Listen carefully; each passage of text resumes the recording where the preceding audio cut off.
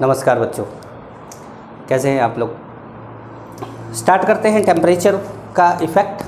Temperature का effect कैसे देखा जाएगा। तो इफ़ेक्ट ऑफ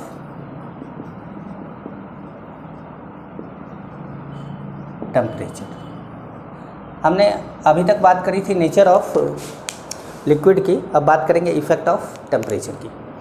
तो टेम्परेचर का जो इफ़ेक्ट पड़ता है उसमें क्या होता है कि कोई भी मॉलिक्यूल की काइनेटिक एनर्जी टेम्परेचर इंक्रीज करने से इंक्रीज होती है। तो आप ये बात यहाँ पर लिख सकते हैं कि काइनेटिक एनर्जी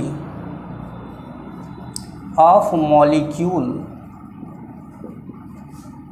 वेपर मॉलिक्यूल, ठीक है, vapour molecule increases with increase in temperature। Temperature को हम किससे डिनोट कर रहे हैं? T से, ठीक है। तो इससे इसके लिए क्लैसियस क्लैप्रियन एक्सप्रेशन है, एक क्लैसियस क्लैप्रियन एक्सप्रेशन।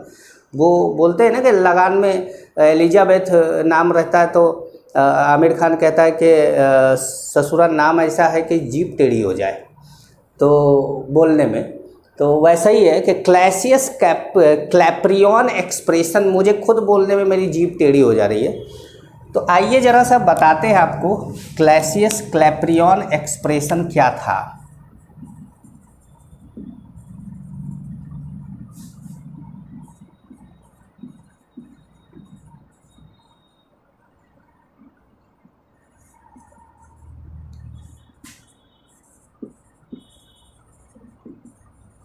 क्लैसियस क्लैप्रियन एक्सप्रेशन क्या था?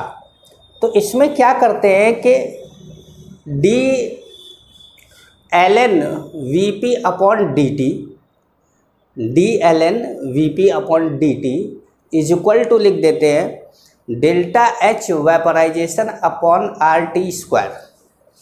समझा देते हैं, देखिए D L N V P, ये D L N V P, L N क्या है? नेचुरल लॉग है। जो लॉग बेस 10 होता है और एक लॉग बेस ई होता है।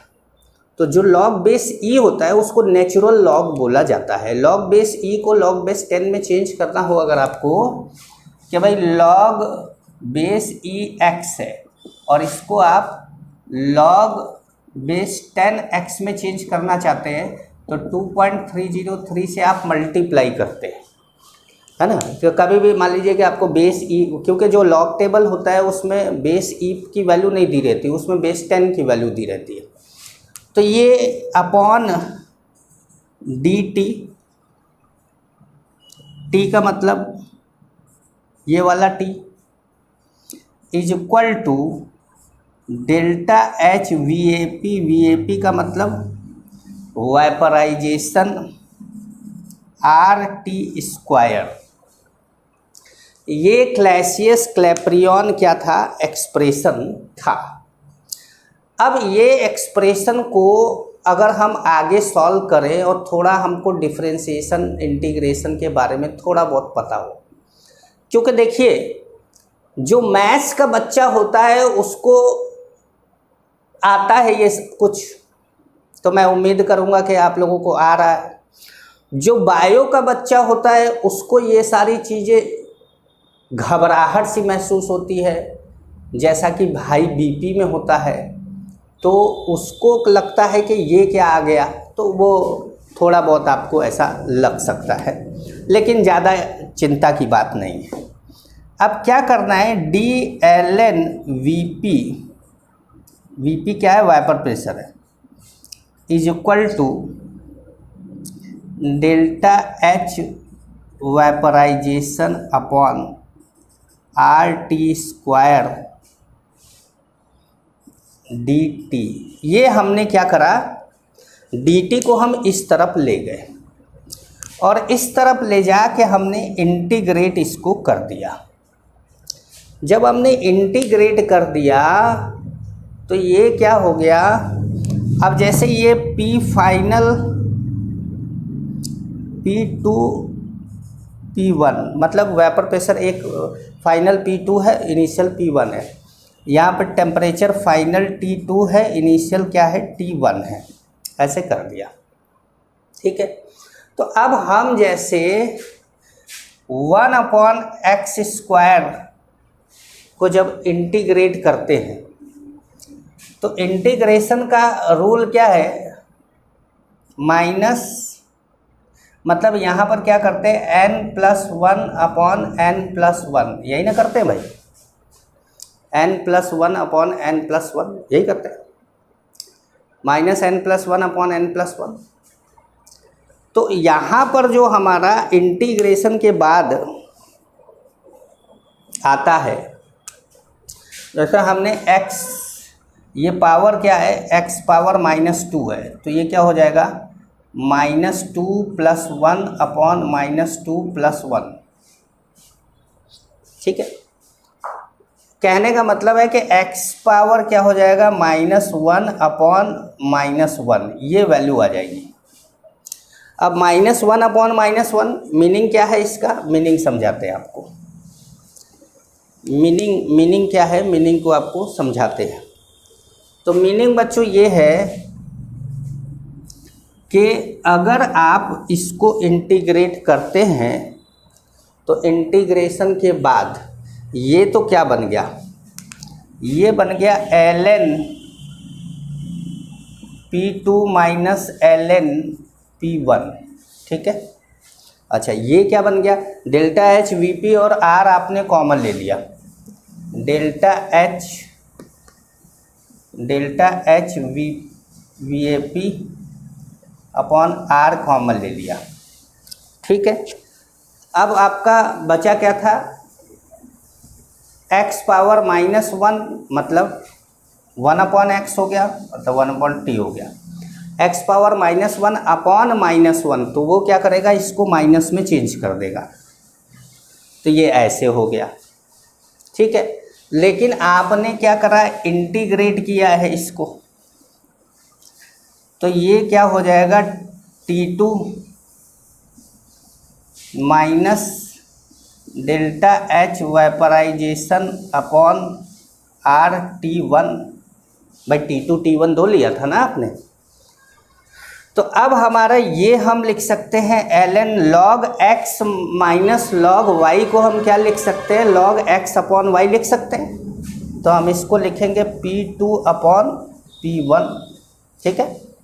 और यहाँ पे ΔH vaporisation upon R common ले लिया, ΔH वेपराइजेशन अपॉन और R को क्या ले लिया, कॉमन ले लिया। तो जब आपने R को कॉमन ले लिया तो यहाँ आ गया 1/T1 - 1/T2। ये एक फार्मूला आ गया आपके सामने। इस फार्मूले से आप ये बता सकते हैं कि टेम्परेचर बढ़ेगा कि घटेगा, तो आप T2 की वैल्यू ज़्यादा रख सकते हैं या कम, लेकिन ये ध्यान रखना है कि टेम्परेचर हमेशा केल्विन में रखना है, टेम्परेचर को कभी भी सेल्सियस में नहीं रखना है। जब आप इस पूरे के पूरे इसको पढ़ लेंगे, समझ लेंगे, तो यहाँ पर आपको एक बात और जाननी चाहिए। अभी मैंने थोड़ी देर पहले बताया था, थोड़ी देर पहले मैंने क्या बताया था, मैंने ये बोला कि 2.303 लॉग हो गया। अब ये P2/P1 is equal to ΔH vaporisation upon R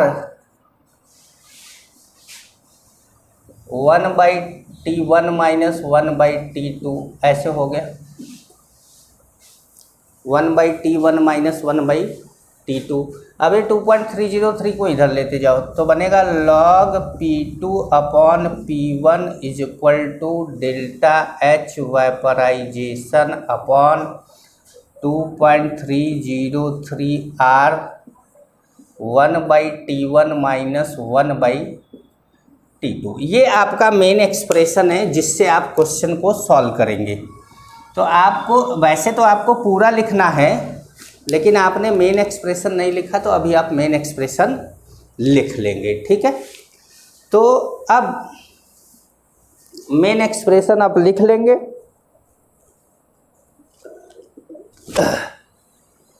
अब हमारा क्या है, इसी से मार्कर भी, इसी से मुंह भी, अभी तो ये गमछा है ना, इस अभी वो वो कपड़ा लाना भूल गए, तो वो करते हैं, धीरे धीरे करेंगे। एक्चुअली ये नया सेटअप है, ये नई जगह है, यहाँ पर लाइव क्लास लेने के लिए इसको बनाया है। तो आज पहला क्लास में यहाँ पर रिकॉर्डिंग वाला ले रहा हूँ। किसी प्रकार की दिक्कत समस्या होगी तो आप लोग मुझे बताइएगा कि सर ये दिक्कत थी, ये समस्या थी, ठीक है। चलिए, तो आइए, तो टेम्परेचर वाले को हम समझ चुके हैं कि टेम्परेचर पे वाइपर प्रेशर कैसे डिपेंड करता है, टेम्परेचर पे वाइपर प्रेशर कैसे डिपेंड करता है। तो वाइपर प्रेशर आपको पता होना चाहिए, जैसे कि अब यहाँ पर क्या है कि डेल्टा एच वेपराइजेशन, ये क्या है, तो ये है enthalpy of vaporisation, enthalpy of vaporisation. Enthalpy of vaporisation क्या होता है?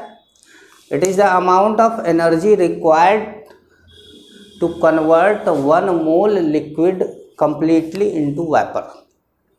थर्मोडायनेमिक्स में पढ़ाते हैं हम लोग, यहाँ पर डेफिनेशन बोल देते हैं, सुन लीजिए कि it is the amount of energy required to convert 1 mole liquid, it is the amount of energy required to convert 1 mole liquid completely into vapour, ठीक है। अब जो एनर्जी रिक्वायर्ड हो रही है वो यूनिट क्या है? अगर आपका डेल्टा एच वेपराइजेशन कैलोरी में है, अगर आपका डेल्टा एच वेपराइजेशन कैलोरी में है, तो आर की वैल्यू होगी 1.98, जिसको कि आप 2 बोल सकते हैं। क्या बोल सकते हैं? 2 बोल सकते हैं। 1.98 को आप 2 करके सॉल्व कर सकते हैं। दूसरा, अगर डेल्टा एच वेपराइजेशन की वैल्यू आपकी जूल में है, किसमें है? जूल में, तो आर की वैल्यू होगी 8.314। ये ध्यान रखेंगे आप कि आर की वैल्यू 8.314 होगी। आर की वैल्यू 8.314 को आप 25/3 करके सॉल्व कर सकते हैं, लेकिन अप्रॉक्सीमेट आंसर आता है। एग्जैक्ट 25/3 ये नहीं होता, लेकिन 8.314 से मल्टीप्लाई करने से अच्छा होता है 25/3 मल्टीप्लाई करना, क्योंकि ऑब्जेक्टिव क्वेश्चन में एकदम सटीक आंसर अगर आ जाता है तो अच्छी बात है, वरना एकदम सटीक नहीं आता है, एक आध पॉइंट इधर उधर भी आता है तो ऑप्शन टिक हो जाता है बड़े आराम से, और इसी को बोलते हैं अंदाज़ा, मतलब सॉल्व करने के बाद भी अंदाज। हाँ, अब एक एक पॉइंट का ही डिफरेंस है हर आंसर में, कि भाई एक आंसर दिया है 17.1, दूसरा 17.2, तीसरा 17.4, तब भैया आपको ये पूरी वैल्यू रहनी होगी, तब आप 25/3 नहीं ले सकते हैं, ठीक है। तो चलिए थोड़ा सा आगे बढ़ते हैं, इसमें बताते हैं आपको concept of bubble point and concept of due point, DW, due point, concept of bubble point and concept of due point. तो हेडिंग आपका पड़ेगा concept of bubble point and concept of due point, concept of bubble point and concept of due point. तो देखिए bubble point and due point क्या है। तो सबसे पहले बात करें बबल पॉइंट की, कि आखिर ये बबल पॉइंट होता क्या है? समझा जाए भाई मामला कि बबल पॉइंट क्या होता है। तो देखिए बबल पॉइंट वो ये पॉइंट जो होती है एक सिचुएशन होती है, the situation in which first drop of liquid vaporise, the condition in which first drop of liquid vaporise, या हम बोल सकते हैं कि the condition in which first drop of vapour formed. भाई पहला लिक्विड वेपराइज हुआ तभी ना पहला वेपर फॉर्म हुआ, तो आप बोलेंगे कि first drop of liquid vaporise या बोलेंगे first drop of vapour formed. ठीक है, तो आप यहाँ लिखेंगे the condition in which first drop of liquid vaporize, या और करके क्या लिख सकते हैं, the condition in which first drop of vapour formed. Vapour का पहला ड्रॉप बना, ड्रॉप तो नहीं बोल सकते, लेकिन अब ये है कि चलो भैया ड्रॉप ऐसे काम चल जाएगा। भाई वेपर का ड्रॉप तो होता नहीं, बूंद होता नहीं है, लेकिन चलिए कभी कभी भावनाओं को समझ के भी काम कर लिया जाता है। ऐसा नहीं है कि सर समझ में नहीं कि कैसे क्या, अरे गधो पहले ही बोले ये लिक्विड ले लिया तुमने, अभी वेपर बना ही नहीं है। लिक्विड लिया तो अभी ताज़ा ताज़ा पानी लेकर आए, पानी ताज़ा ताज़ा अभी निकाल के लाए और जैसे ही रखे ढक्कन बंद किए, पहला ड्रॉप जो वेपराइज हुआ होगा वो कंडीशन बबल पॉइंट है। वो कंडीशन क्या है, बबल पॉइंट है। अच्छा, दूसरा ड्यू पॉइंट होता है।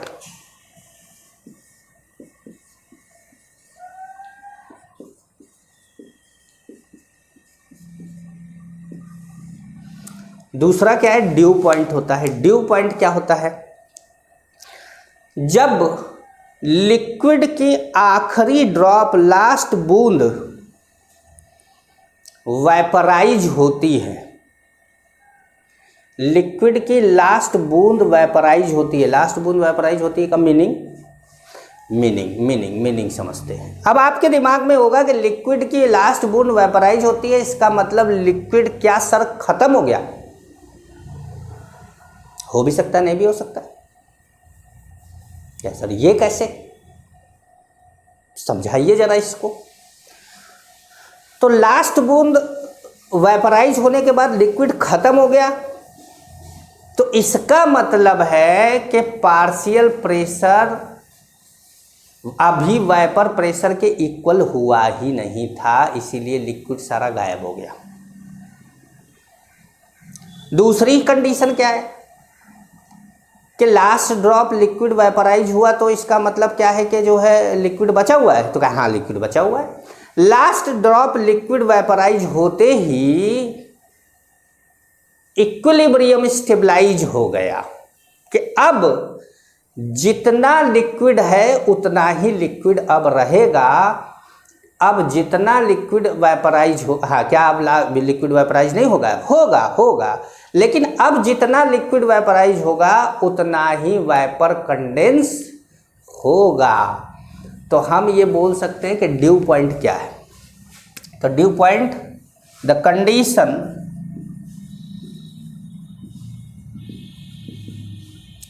इन which last drop of liquid vaporize, या क्या बोल सकते हैं, last drop of liquid vaporize. अब last drop of liquid vaporize में दो सिचुएशन है कि या तो लिक्विड खत्म हो गया और या तो इक्विलिब्रियम स्टेबलाइज कर गया। ये इसकी मीनिंग दो निकलती है, लेकिन जो दूसरी वाली डेफिनेशन मैं बोल रहा हूँ उसकी मीनिंग एक ही निकल पाती है। The condition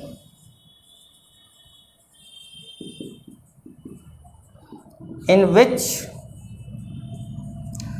first drop of vapour condensed,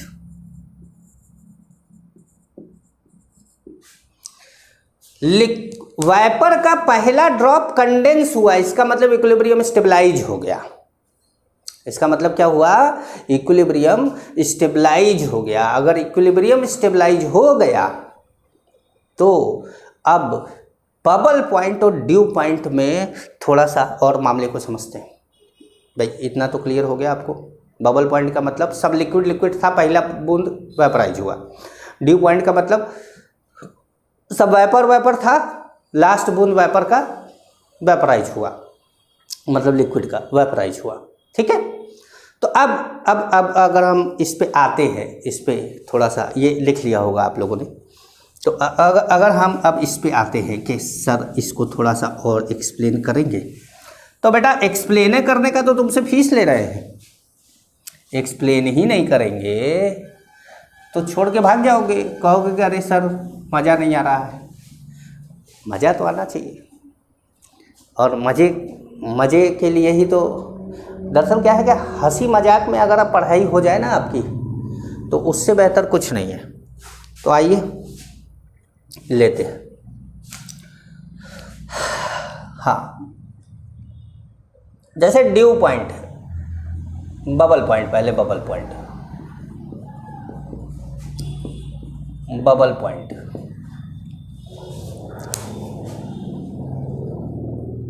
bubble point, पहले बबल पॉइंट से पहले भी काम, बबल पॉइंट को शॉर्ट में बीपी बोल देंगे ना, और डी पॉइंट को शॉर्ट में डीपी बोल देंगे, थोड़ा सही रहेगा। डीपी वो तो एक तो फेसबुक पे लगाते हो, व्हाट्सएप पे, वो वाला भी डीपी होता है।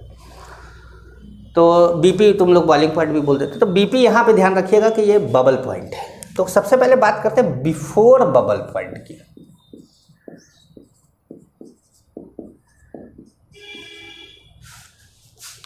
Before bubble point, before bubble point क्या है? Only liquid is present,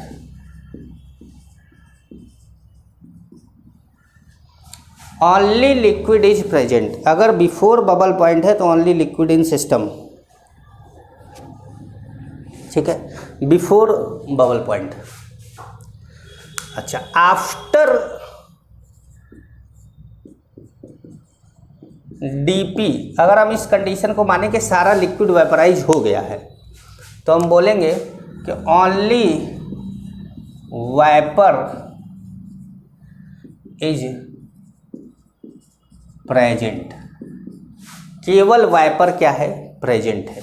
before BP, bubble point से पहले जब एक बूंद भी वेपराइज नहीं हुआ था तो खाली लिक्विड तो था, और जब सारा वेपराइज हो गया तो क्या बचा? केवल वाइपर ही तो बचा। ठीक है, अच्छा, अब अगर हम बोले कि एक पॉइंट बोले to convert liquid into vapour, to convert liquid into vapour क्या करना पड़ेगा आपको? कन्वर्ट लिक्विड इनटू वाइपर क्या करना पड़ेगा? आपको प्रेशर घटाना होगा। जब आप प्रेशर घटाएंगे तो क्या होगा? वॉल्यूम बढ़ेगा। प्रेशर घटाएंगे तो वॉल्यूम बढ़ेगा। मान लीजिए कि ऐसे है कि एक ग्लास, मान लीजिए एक बॉटल पानी आपने ले लिया,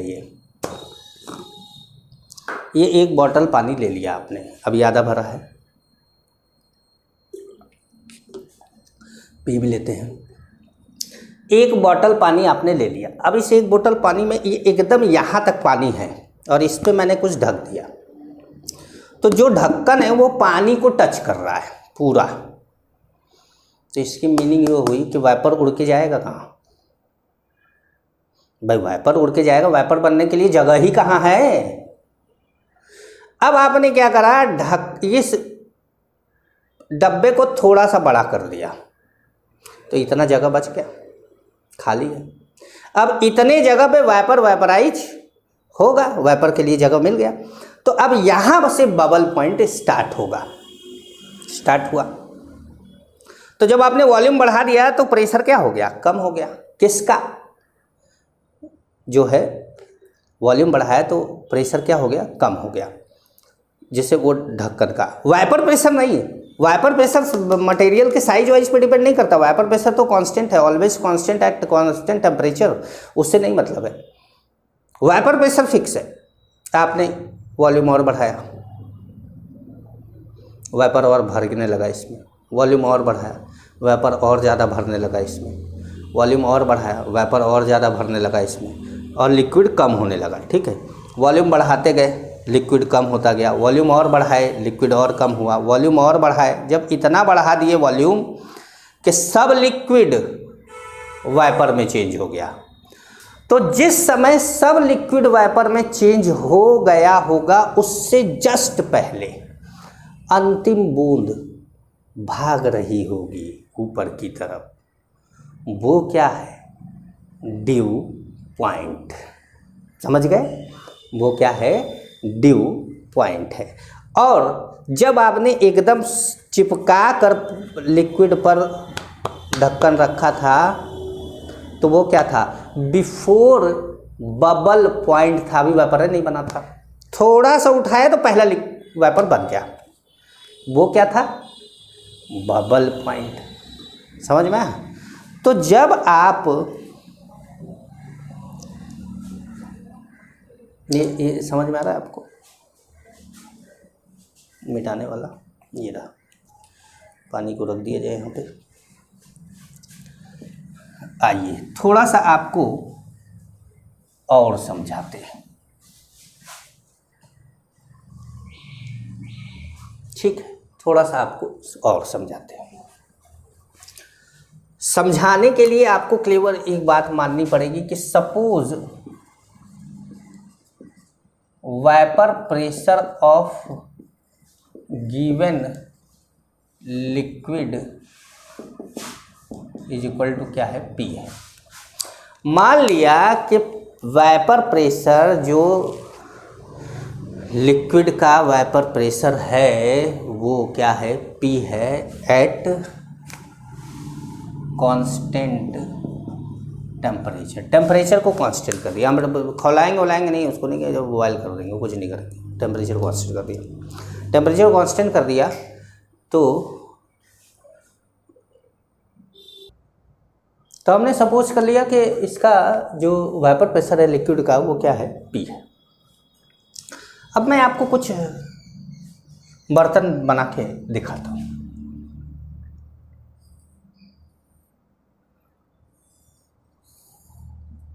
सबसे पहले हमने ये लिया,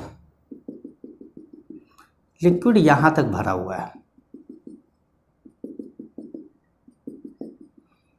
लिक्विड यहाँ तक क्या है, पूरा भरा हुआ है। जब पूरा लिक्विड भरा हुआ है तो ये क्या हो गया, ये है बिफोर बीपी। वाइपर प्रेशर कितना है, पी है। वाइपर प्रेशर कितना, vapour pressure is constant at constant temperature. आप बोलेंगे सर वाइपर बना नहीं है तब भी वाइपर प्रेशर, नहीं, actually vapour pressure constant value होती है, इसलिए हर जगह पे वो लिख दिया जाता है। चलिए वॉल्यूम को थोड़ा सा क्या करा जाए, बढ़ाया जाए।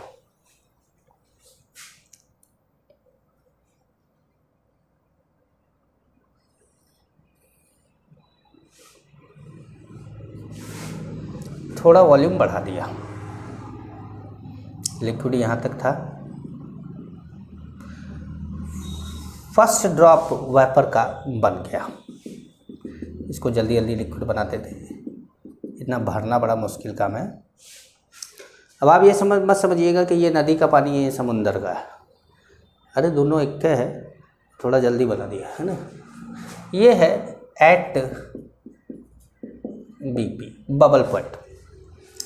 बबल पॉइंट पे यहाँ पर जो वाइपर बना है ये जो वॉल्यूम है वो क्या है, V1 है,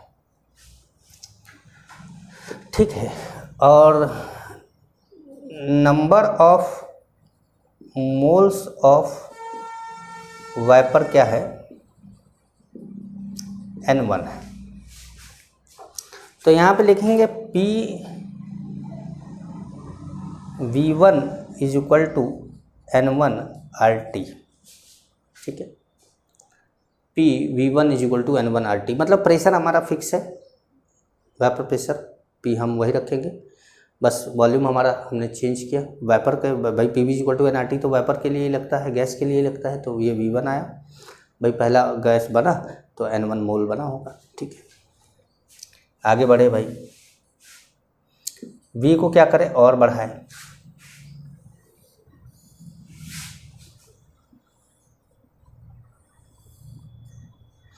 अब यहाँ पर क्या हो गया, ये ऐसे बना दिया,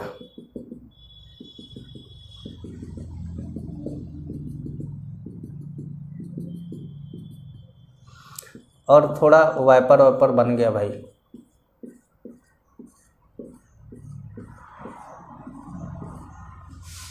है।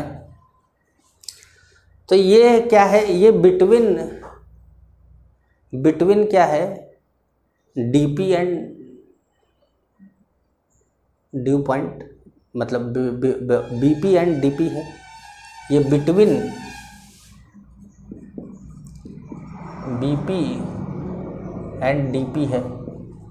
अच्छा यहाँ पर भी P, अच्छा यहाँ पर वॉल्यूम क्या ले लिया हमने, V2 ले लिया, तो P V2 is equal to N2 RT, भाई वेपर बढ़ गया होगा, वेपर क्या हो गया होगा, बढ़ गया होगा। अब हमारा जो वेपर बढ़ा है तो भाई N2 ज़्यादा होगा N1 से। अब जब हमने आगे बढ़ाया तो यहाँ पर क्या हुआ,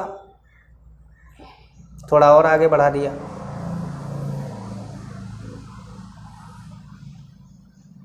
नहीं एक मिनट, क्योंकि हम आगे तो बढ़ा रहे हैं, सही बढ़ा रहे हैं, कोई दिक्कत नहीं है, लेकिन एक्चुअली क्या है, हमारे पास आगे चल के जगह ख़त्म होने वाली है, तो हम थोड़ा सा नज़दीक बना लेते हैं।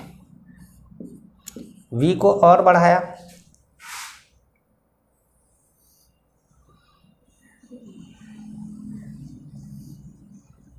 V को और बढ़ाया, तो यहाँ पे क्या लग गया, यहाँ पर अब आपके पास ये जरा सा दिख रहा है, दिख रहा होगा, अरे देखो बोलो हाँ दिख रहा है, चलो। तो ये लिक्विड है, एक आध बूंद बचा हुआ है। अब बाकी सब कौन है, वेपर है,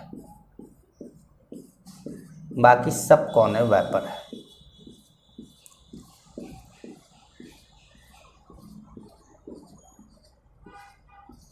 ठीक है, बाकी सब कौन है, वेपर है।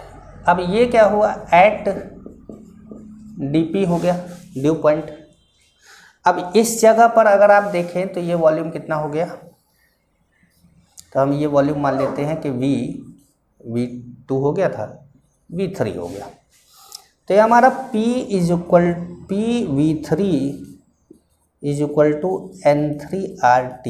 आप एक चीज़ नोटिस कर रहे हैं, वॉल्यूम चेंज हो रहा है, मोल चेंज हो रहा है, क्योंकि टेम्परेचर नहीं चेंज हो रहा है, इसलिए वेपर प्रेशर P चेंज नहीं हो रहा है, वेपर प्रेशर कांस्टेंट है, ठीक है। कब तक ऐसा होगा, तब तक होगा जब तक कि लिक्विड है।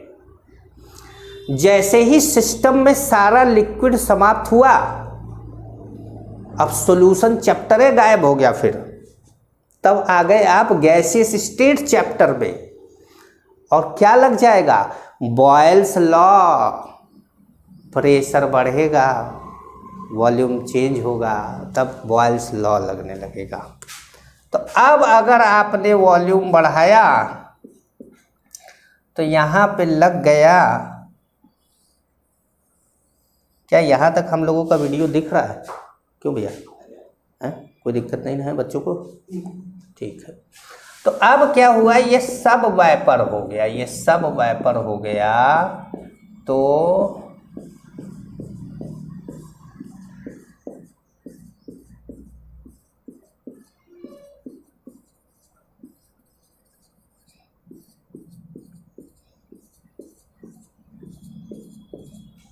अब ये सब वेपर हो गया।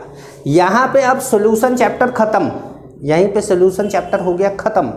यहाँ से चालू हुआ चैप्टर गैसेस स्टेट। अब ये क्या लग गया, बॉयल्स लॉ। और जब बॉयल्स लॉ लग गया तो यहाँ पे क्या लग गया, P1 V1 is equal to P2 V2। हाँ, वो ये V1 उस V1, वो ये V1 वो V1 नहीं है, वो तो फॉर्मूला होता है ना उसका, P1 V1 is equal to P2 V2। तो यहाँ पर क्या है, ओनली वाइपर है। और यहाँ पर क्या था, ओनली लिक्विड था। तो जब लिक्विड था केवल तब भी वाइपर प्रेशर P माना जा रहा था, लेकिन जब केवल गैस बन गया तो वाइपर प्रेशर का कॉन्सेप्ट ही खत्म हो गया, क्योंकि वाइपर प्रेशर तो वो प्रेशर है जो लिक्विड सरफेस पे लगाया जाता है। जब लिक्विड ही नहीं है तो वाइपर प्रेशर की बात कहाँ से आएगी, तो वाइपर प्रेशर गायब। तो अब आप ये समझिए कि यहाँ पर, जैसे यहाँ पर अगर आप देखें तो लिक्विड वाइपर, सॉरी, यहाँ पर लिक्विड वाइपर इक्विलिब्रियम में रहे between bubble point and due point. ये क्या हुआ कि इक्विलिब्रियम में रहे। जब इक्विलिब्रियम में रहे तो ये जो है ये लगता रहा कॉन्सेप्ट।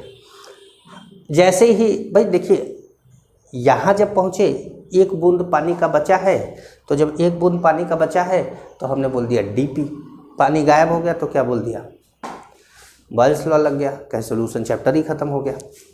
मेरी बात समझ पाए कि नहीं, कुछ आइडिया लगा है, लगा होगा। आइए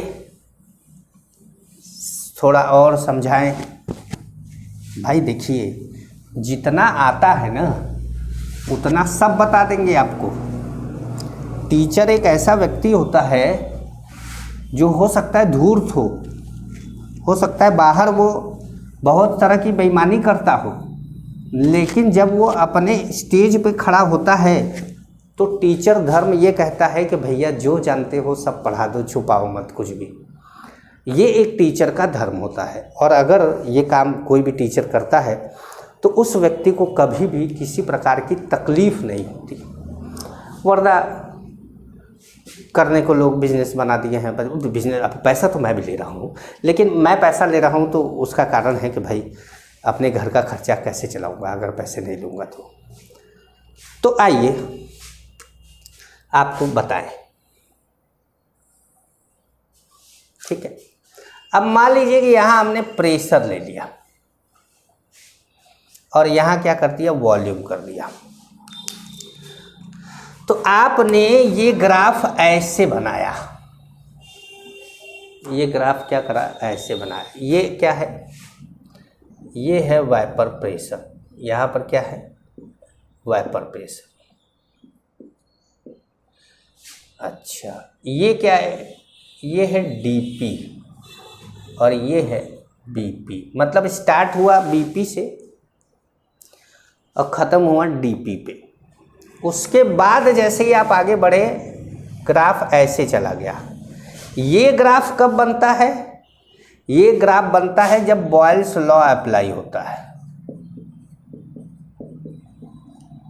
यहाँ पर क्या है, वाइपर प्रेशर क्या है, कांस्टेंट। मतलब BP से DP, बबल पॉइंट से ड्यू पॉइंट तक आपको, बबल्स पॉइंट से ड्यू पॉइंट तक आपको प्रेशर में कोई चेंज नहीं मिलेगा। लेकिन अगर आप जैसे ही ड्यू पॉइंट पार करते हैं, बॉयल्स लॉ चालू, गैस स्टेट चालू, P1 V1 is equal to P2 V2, वो सारा चीज़ लगने लगेगा। और मतलब केवल गैस की बात होगी, लिक्विड की बात नहीं होगी। समझ पा रहे हैं, समझ पा रहे हैं? ठीक है, तो हमारा बबल पॉइंट ड्यू पॉइंट के बीच में वाइपर प्रेशर क्या रहेगा, कांस्टेंट रहेगा। हाँ, उसके बाद बॉयल्स लॉ स्टार्ट हो जाता है, वो एक अलग केस हो गया। चलिए आइए थोड़ा सा आगे बात करते हैं।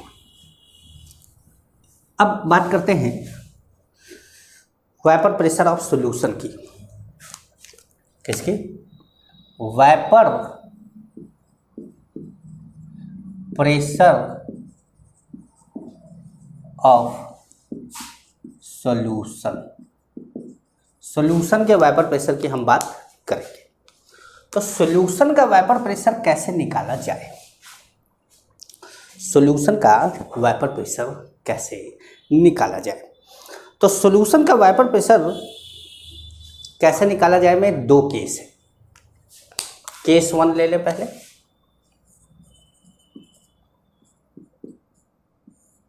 केस 1 ले ले। केस 1 ये है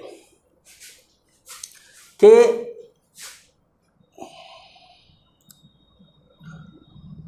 सॉल्वेंट इज वोलाटाइल, सॉल्वेंट क्या होगा, वोलाटाइल होगा। वोलाटाइल का मतलब वो होता है जो वेपराइज हो सकता है, उड़ सकता है। Solvent is volatile and solute is non volatile. Solvent volatile है और सोल्यूट क्या है, नॉन वोलाटाइल है।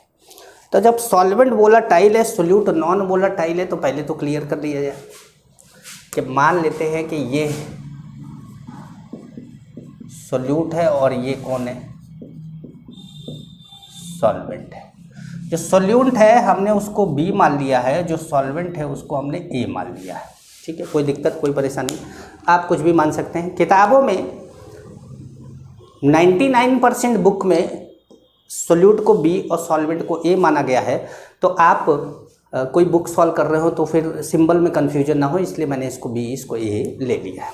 ठीक है, अच्छा, नेचर कैसा है, तो नेचर ये है नॉन वोलाटाइल, नॉन इलेक्ट्रोलाइट। अभी हम इलेक्ट्रोलाइट की बात नहीं कर रहे हैं, मतलब जैसे NaCl Na+Cl माइनस में टूट जाएगा, इस तरह की चीज़ों की बात नहीं कर रहे हैं। और सॉल्वेंट है वोलाटाइल, सॉल्वेंट वोलाटाइल है, इलेक्ट्रोलाइट वगैरह इसमें बात हम नहीं करते हैं। ठीक है, अच्छा, physical state,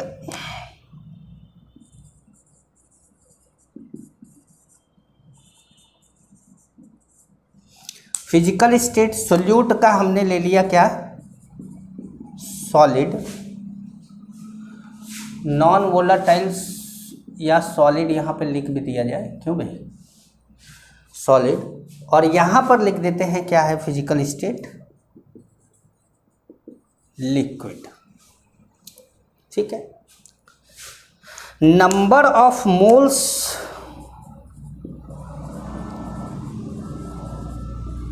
number of moles of B क्या हो गया, नहीं नंबर ऑफ मोल्स ही रहने देते हैं, बी क्यों लिख देंगे, नंबर ऑफ मोल्स। तो नंबर ऑफ मोल्स यहाँ पर हम लिख देते हैं NB और यहाँ पे लिख देते हैं Na, कि भैया दोनों का नंबर ऑफ मोल्स हमको पता चल गया। ठीक है, मोल फ्रैक्शन,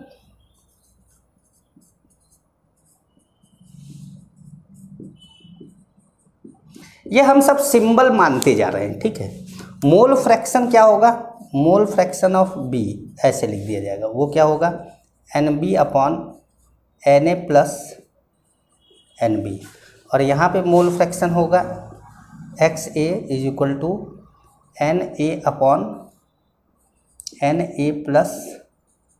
Na+NB। ठीक है,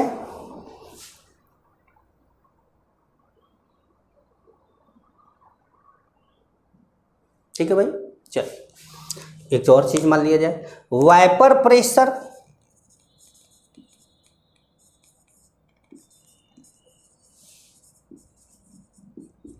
इसका क्या होगा, तो इसका होगा 0 भाई, जब वोलाटाइल नहीं है तो वाइपर प्रेशर क्या होगा 0। और इसका क्या होगा P0A, P0A क्या होगा, प्योर लिक्विड ए का वाइपर प्रेशर होगा, प्योर लिक्विड ए का वाइपर प्रेशर क्या हो जाएगा, पी नॉट ए। समझ रहे हैं। तो अब बात करते हैं राउल्स लॉ की। किसकी बात करेंगे, राउल्स लॉ की।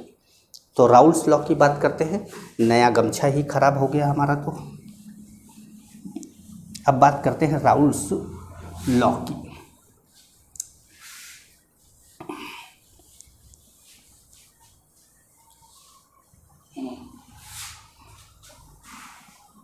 राउल्स लॉ की बात करते हैं। तो राउल्स लॉ में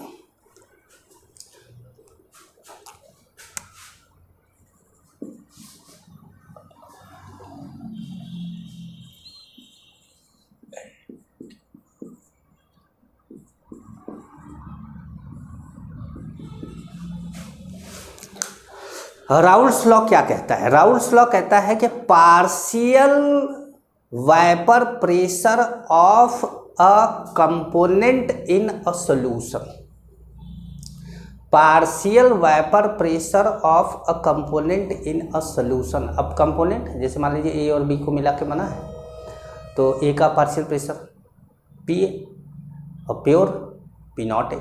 ठीक है। तो partial vapour pressure of any component of a mixture is directly proportional to mole fraction of that component. Partial vapor pressure of any component of mixture is directly proportional to mole fraction of that component।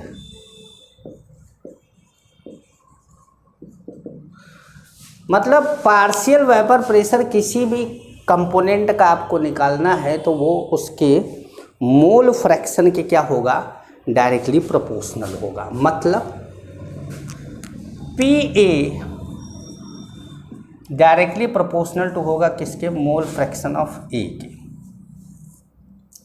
लेकिन हमको proportional तो रखना नहीं है, proportionality का mark हटाना होगा। तो प्रोपोर्शनलिटी का मार्क जब हटाते हैं तो एक कांस्टेंट से क्या करते हैं, मल्टीप्लाई करते हैं। तो जब हम कांस्टेंट से मल्टीप्लाई करते हैं तो बड़े इत्तेफाक की बात है कि वो जो कांस्टेंट होता है वो हर लिक्विड के लिए अलग अलग होता है। वो यूनिवर्सल कांस्टेंट नहीं है, गैस कांस्टेंट की तरह या कैपिटल जी की तरह, ग्रेविटेशनल कांस्टेंट की तरह, वो उसके जैसा यूनिवर्सल कांस्टेंट नहीं है। ये हर लिक्विड के लिए अलग अलग, बेंजीन के लिए अलग, वाटर के लिए अलग, सबके लिए अलग। तो सबके लिए अलग था। वैल्यू देखा गया, तो वैल्यू देखा गया तो ये पाया गया कि अरे ये तो कांस्टेंट की जो वैल्यू आ रही है ये तो प्योर उसी लिक्विड के प्योर फॉर्म में अगर वाइपर प्रेशर को देखा जाए तो उसी के बराबर आ रही है। तो फिर ये लिख दिया गया कि भाई इसकी जगह पर जो प्रोपोर्शनलिटी का मार्क हटा के लिखा गया P A is equal to P naught A mole fraction of A. ये क्या हो गया, ये हो गया हमारा, क्या हो गया, राउल्स लॉ हो गया, राउल्स लॉ हो गया। ठीक है, समझ में आया। राउल्स लॉ क्या है, partial pressure of any component is directly proportional to mole fraction of that component. ठीक है।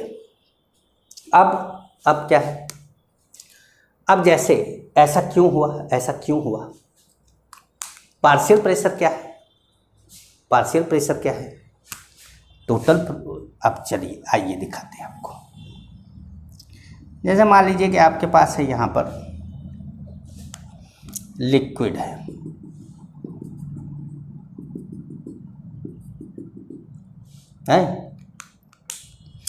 और इस लिक्विड का यहाँ पर सब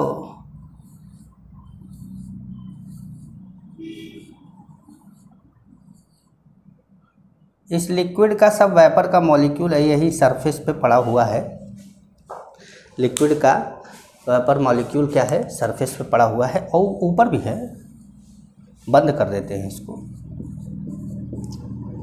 ऊपर भी है, ठीक है। ये जो लिक्विड है ये सब ए है, बहुत छोटा लिख रहे हैं ए, ध्यान से समझ लीजिएगा भैया, मेरी लिखावट को देखकर अंदाज़ा लगा लीजिएगा कि सर इस समय ए लिख रहे हैं इसमें, तो ये ए है, ठीक है। ये कौन है, ये है प्योर ए, प्योर ए। तो वाइपर प्रेशर कितना है इसका, P0 ए है, ठीक है। अब इसमें क्या हुआ, एडिशन ऑफ बी, हमने बी को क्या कर दिया, ऐड कर दिया। जब हमने इसमें बी को ऐड किया तो क्या हुआ,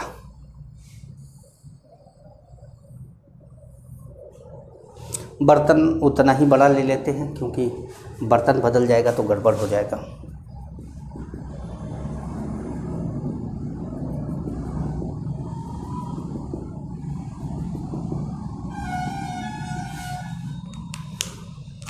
अब हमारा जो बी है उसको हमने ब्लू से दिखा दिया। अब बी कौन है, बी को हमने मान लिया कि बी ग्लूकोज है, बी को हमने मान लिया क्या है, बी ग्लूकोज है। तो जो हमारा ए था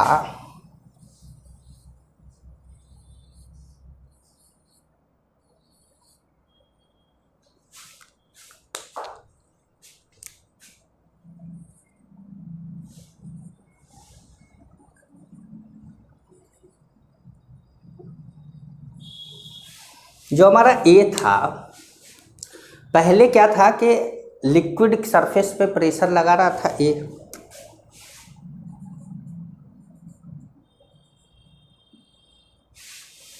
लिक्विड सरफेस पे प्रेशर लगा रहा था। तो पहले अगर आप देखें तो 1 2 3 4 5 6 7 मॉलिक्यूल लिक्विड सरफेस पे प्रेशर लगा रहे थे। वैसे तो ढेर सारे लगाते हैं, हम 7 यहाँ पे बनाएं तो 7 की बात कर लें। 7 मॉलिक्यूल प्रेशर लगा रहे हैं। 7 पानी के मॉलिक्यूल मान लो कि पानी और ग्लूकोज का आपने मान लीजिए कि वाटर एंड ग्लूकोज का आपने सोल्यूशन बना लिया, तो 7 मॉलिक्यूल नीचे प्रेशर लगा रहे थे, ठीक है। जब आपने ग्लूकोज का सोल्यूशन बनाया, पानी, एक गिलास पानी में आपने 1 चम्मच ग्लूकोज डाल के मिला दिया और मिलाकर 1 चम्मच उठा के आपने सिप किया, पिया, तो देखा कि मीठा लगा। चाहे नीचे से चम्मच से निकाल के पियो, चाहे ऊपर से चम्मच से निकाल के पियो, मीठा बराबर लगेगा। इसका मतलब होमोजीनियस मिक्सचर हो गया, एकदम बढ़िया सा सोल्यूशन बन गया। अब उस सॉल्यूशन में हर जगह पर ग्लूकोज यूनिफॉर्मली डिस्ट्रीब्यूटेड हो गया, तो सरफेस पे भी तो होगा। तो जब सरफेस पे होगा तो ग्लूकोज के ऊपर अगर लिक्विड का वेपर का मॉलिक्यूल है तो वो प्रेशर तो वेपर प्रेशर माना नहीं जाएगा, क्योंकि वेपर प्रेशर तो वो माना जाता है जो लिक्विड सरफेस पे लगता है। तो अब जैसे जहाँ जहाँ वेपर है वहाँ वहाँ मैंने लिक्विड सरफेस मान लिया है, और बाकी जो ये ब्लू लाइन बनाई है ये मान लिया है कि ये ग्लूकोज का मॉलिक्यूल है, ठीक है। तो अब आप देखें तो पर यूनिट एरिया जो प्रेशर लगता है उसी को तो फोर्स, मतलब जो फोर्स लगता है पर यूनिट एरिया जो फोर्स लगता है उसी को तो प्रेशर बोलते हैं। तो यहाँ per unit area 7 molecule force लगा रहे थे, यहाँ per unit area 4 molecule force लगा रहे हैं, तो 4 ही मॉलिक्यूल फोर्स लगा रहे हैं तो फोर्स कम हो जाएगा ना। जब फोर्स कम होगा तो प्रेशर कम होगा, तो प्रेशर कम हुआ तो इसीलिए ये जो है ये कम प्रेशर है। कम प्रेशर का मतलब लो प्रेशर, कम प्रेशर वाला कम प्रेशर नहीं, लो प्रेशर है। तो वो लो प्रेशर है, इसका मतलब क्या हुआ कि पीए जो है वो छोटा है किससे, P0 ए से। ये भी बात समझ में आई आपको? क्या क्लियर हुआ आपको?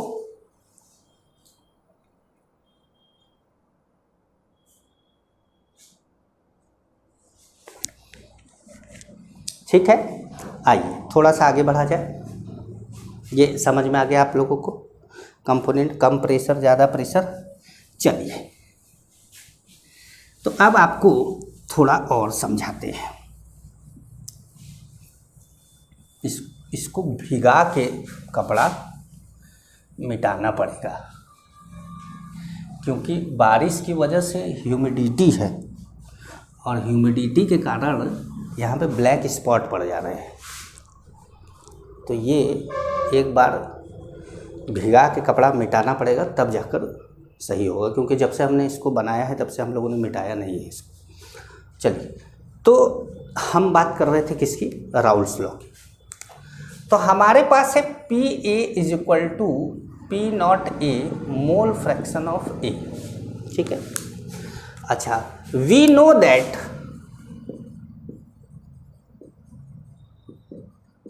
अब वी नो दैट क्यों, क्योंकि भैया जानो चाहे ना जानो पढ़ाते समय तो ऐसे ही बोलना पड़ता है कि हम जानते हैं। Mole fraction of A plus mole fraction of B is equal to 1। Mole concept में मैंने आपको बताया mole fraction of A is equal to क्या हो जाएगा, 1 minus mole fraction of B. ये आ गया। अब इस मोल फ्रैक्शन ऑफ ए को यहां पे रख दो, तो P A is equal to क्या आ जाएगा, P naught A 1 minus mole fraction of B. ये आ जाएगा। अब आप लिख सकते हैं P A is equal to P naught A minus P naught A mole fraction of B, लिख सकते हैं। अच्छा, थोड़ा और सिंप्लीफाई करते हैं इसको। हम लिख सकते हैं इसको P naught A minus P A is equal to P naught A mole fraction of A. इतना लिख सकते हैं। देख लो भाई, इसको इधर ले गए, इसको इधर ले गए, वही बनो। अब ये क्या है, इतना क्या है, ये है lowering of vapour pressure. Vapour pressure कितना कम हो गया ये बताएगा P naught A minus P A. समझ पा रहे हैं, P naught A minus P A क्या बताएगा, वाइपर प्रेशर कितना कम हो गया। अब अगर हम इसको करें, ये पी नॉट ए को इधर ले आए तो लिखेंगे P naught A minus P A upon P naught A is equal to mole fraction, ये अच्छा बी है, बी है, यहाँ पे तो बी लिखा है, ये बी है। ये हो गया मोल फ्रैक्शन ऑफ बी, ठीक है। अब ये जो हमारा फॉर्मूला आया, ये जो फॉर्मूला आया, इसमें ये क्या है, जैसे ये बताया कि लोअरिंग ऑफ वाइपर प्रेशर है, वैसे ये क्या है, ये है relative lowering of vapour pressure. Short में इसको RLVP बोल देते हैं, शॉर्ट में इसको RLVP बोला जाता है, ठीक है।